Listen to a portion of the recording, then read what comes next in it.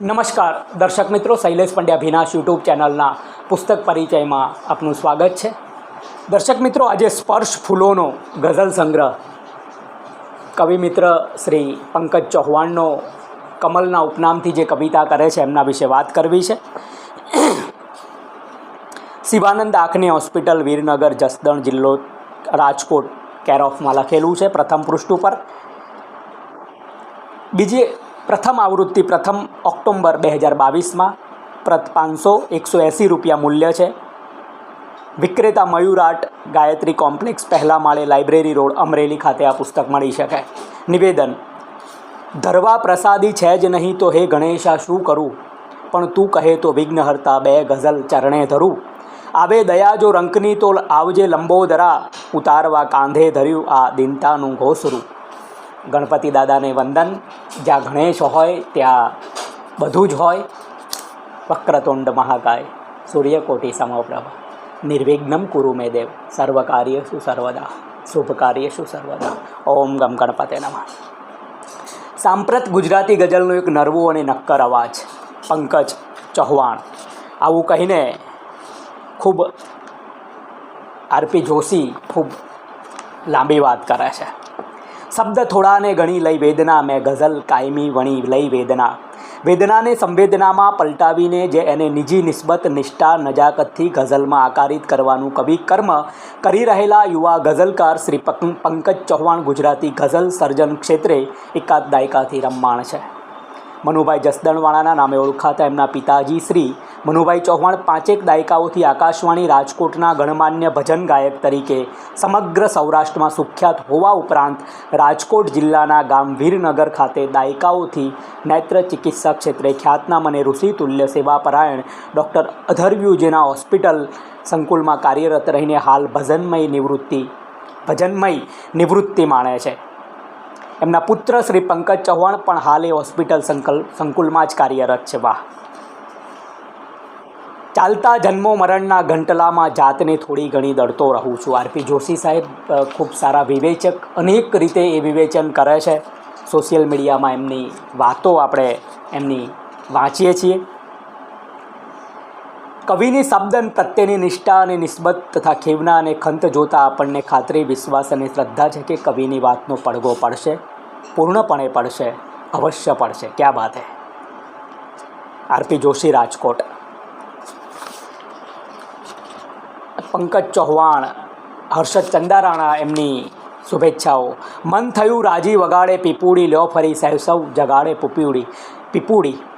ગઝલોના પૂરજોશમાં વાગતા નગાર ખાનામાં પીપુડીનો અવાજ કોઈ રમતો મૂકે તો શું સંભળાય, પરંતુ તોય કવિ તેનો અવાજ આ નગાર ખાનામાં રમતો મૂકે છે. તોય વળી પૂરા આત્મવિશ્વાસ સાથે કે પોતાની કવિતા એમાં જરૂરથી જગા કરશે.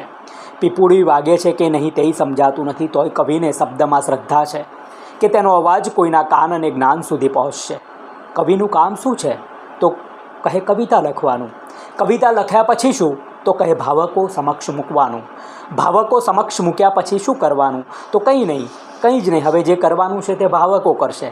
ગમશે તો પ્રશંસા કરશે, નહીં ગમે તો ટીકા કરશે.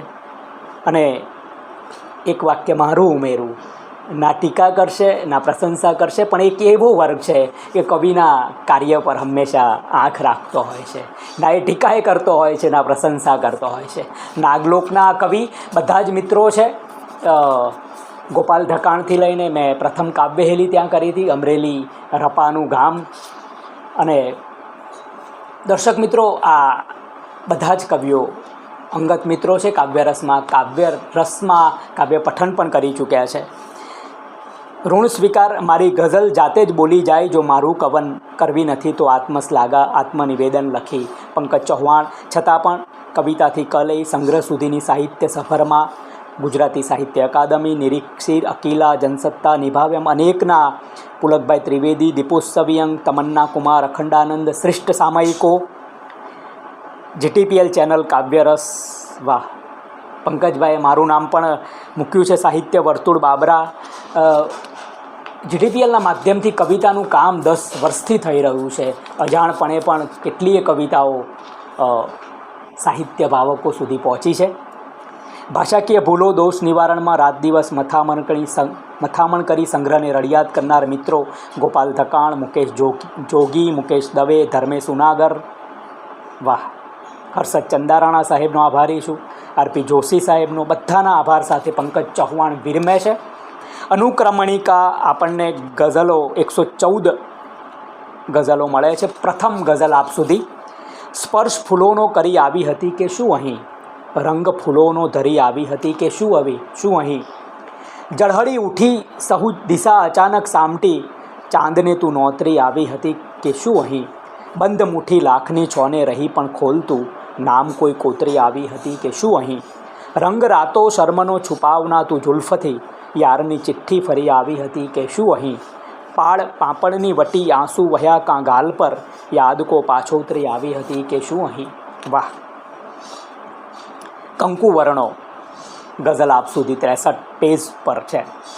આપશે ગાવ મુજને કંકુ વર્ણો, રોજ એનો હાવ મુજને કંકુ વર્ણો, જો કદી બદલે સમયની નાળ પરખી, તો વકરશે તાવ મુજને કંકુ વર્ણો, સાવ કાચો છું રમતમાં એટલે તો, આપવાનો દાવ મુજને કંકુ વર્ણો, શુદ્ધતાને મેં બનાવ્યો મંત્ર તેથી ના મળ્યો કંઈ ભાવ મુજને કંકુ વર્ણો, આખરી શ્વાસ સ્વસું હું નામ એનું, એટલો દે લાહ મુજને કંકુ વર્ણો.